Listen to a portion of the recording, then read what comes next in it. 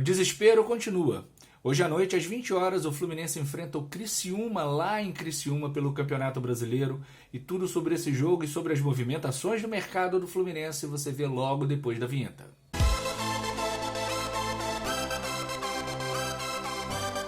Fala galera, saudações tricolores, tudo bem com vocês? Tá difícil, né? O Fluminense enfrenta o Criciúma nessa noite às 20 horas no Heriberto Rilse, em Criciúma. Precisando de uma vitória desesperadamente fora de casa. Com 7 pontos, o Fluminense está a 7 pontos do primeiro time fora da zona de rebaixamento. A derrota do Corinthians ontem para o Vasco foi positiva para o Fluminense, mas o Corinthians é o primeiro dentro da zona de rebaixamento, o que não ajuda muito a situação do Fluminense. Na história do confronto entre Fluminense e Criciúma, são 25 jogos, sendo 15 vitórias do Fluminense, 4 empates e 6 vitórias do Criciúma. O Fluminense marcou 46 gols e sofreu 30 gols. O último confronto entre Fluminense e Criciúma se deu pela Copa do Brasil de 2021, onde o Fluminense perdeu em Criciúma por 2-1 e venceu no Maracanã por 3-0.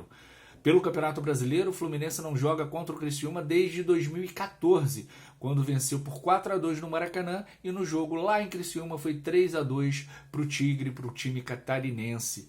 Vai ser um jogo extremamente difícil.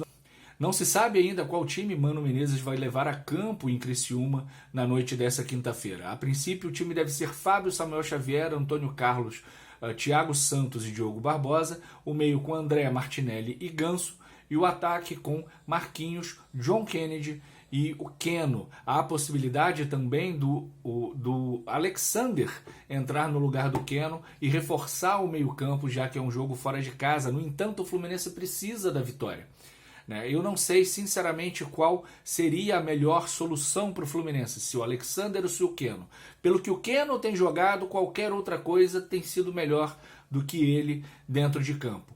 Cano, que tomou o cartão amarelo no jogo contra o Fortaleza mesmo no banco, está fora, está suspenso e também estava machucado, não teria condições de jogo, deve voltar só na próxima partida diante do Cuiabá em Cuiabá. No final de semana o Fluminense não joga, pois o jogo contra o Atlético Paranaense, que seria no Maracanã, foi adiado em função do Atlético Paranaense ter jogo atrasado pela Copa do Brasil para disputar e para poder fazer com que a CBF faça o sorteio da próxima fase da competição nacional.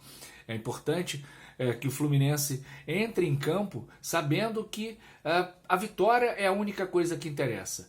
Em condições normais, o empate em Criciúma seria interessante, mas nesse momento em que o Fluminense está, só a vitória vai trazer paz em primeiro lugar, vai trazer um pouco de confiança aos jogadores, e vai fazer com que o Fluminense tenha alguma chance de sair dessa situação que Mário Bittencourt nos colocou. Não só ele, Fred, Paulo Gione, com as contratações bizarras que fez no início do ano, que fez com que a família de 2023 se dissolvesse e virasse uma completa bagunça em 2024.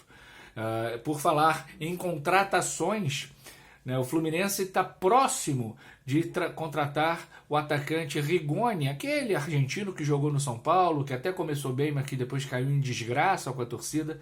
Ele que está jogando nos Estados Unidos, desaparecido lá nos Estados Unidos, tem 31 anos, jogou mais de 70 partidas nessa última temporada e fez apenas 3 gols. Sim, Mário Bittencourt, Fred e Paulo Gione querem contratar um atacante de mais de 70 jogos na temporada com 3 gols e 3 assistências, e com 31 anos, ou seja, mais um veterano querendo ser contratado, que vai ser chamado de oportunidade de mercado. E aí depois vem os mensaleiros tricolores defender qualquer coisa para encobrir a culpa que a diretoria do Fluminense tem nesse processo e nesse momento do clube. Para além da contratação do Rigoni, o Fluminense tem uma saída praticamente certa. O nosso volante, querido moleque de Xerém, o André, o nosso velho, está muito próximo de deixar o Fluminense em direção ao Fulham. O único obstáculo, aliás, os únicos obstáculos eram o Palhinha, o português, que jogava no Fulham e que foi anunciado hoje pelo Bayern de Munique, e o valor da negociação, pois o Fulham ofereceu 25 milhões de euros e o Fluminense rejeitou porque ele quer algo próximo aos 30 milhões de euros que o Liverpool certa vez ofereceu pelo André. É óbvio que a gente sabia que não contaria com o André por muito tempo, né? É natural que o jogador tenha o sonho de jogar na Europa, e ainda mais com a proposta da Premier League, num time de meio de tabela, sim, mas que pode projetar o André para um Manchester City, para um United, para um Liverpool, né, num futuro próximo. É um sonho do André e é uma necessidade do Fluminense, que gasta pelo menos 1,5 milhão por mês de salários com Renato Augusto, Gabriel Pires, Douglas Costa, Terãs, Antônio Carlos, né, e se vê numa encalacrada financeira como essa. Basta ver, como já disse em outros vídeos, que no ano passado o Fluminense bateu um recorde histórico de arrecadação e ainda assim a dívida aumentou. Então o Fluminense precisa vender o André e possivelmente também ficará sem o Arias. Então a base, o tripé que era a base do Fluminense de 2023, que era Nino, André e Arias, provavelmente no segundo semestre não estarão no Fluminense. O Arias tem o interesse de ir para a Europa, há algumas sondagens, ele não interessa a ele, por exemplo, ir para a Rússia, né, como interessou ao Nino, e aqui não cabe julgamento ao Nino, cada um sabe de si, eu não faço conta com o dinheiro dos outros, como diz o Leonardo Bertozzi, mas é muito provável que o Fluminense, que já perdeu o Nino, perca também André e Arias. Tudo em nome das finanças para pagar salários de Renato Augusto, Douglas Costa, Gabriel Pires, Terãs, Antônio Carlos, né, e outros jogadores que estão lá no Fluminense, mas que não jogam futebol mais pelo Fluminense. É preciso que o Fluminense encontre um caminho, né, que é ter um vice-presidente de futebol que entenda de futebol. É preciso que o Mário Bittencourt demita o vice-presidente de futebol, que é ele mesmo, né, para que o Fluminense possa voltar a realmente ter oportunidades de mercado. Vamos perder o André, provavelmente, vamos perder o Arias e vamos contratar um veterano, né, que é o Rigoni, e eu tenho até medo de outras contratações que o Fluminense de Mário Bittencourt, Fred e Paulo Angione venham a fazer.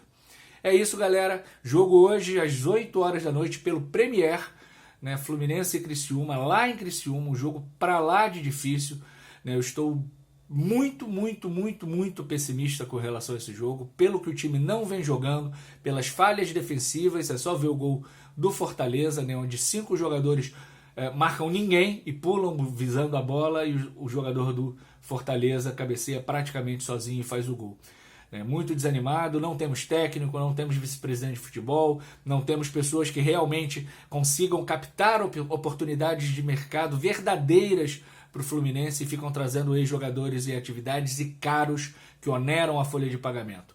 A boa notícia ou a boa fofoca é que Gabriel Pires está tentando sair do Fluminense porque ele não aguenta ser vaiado.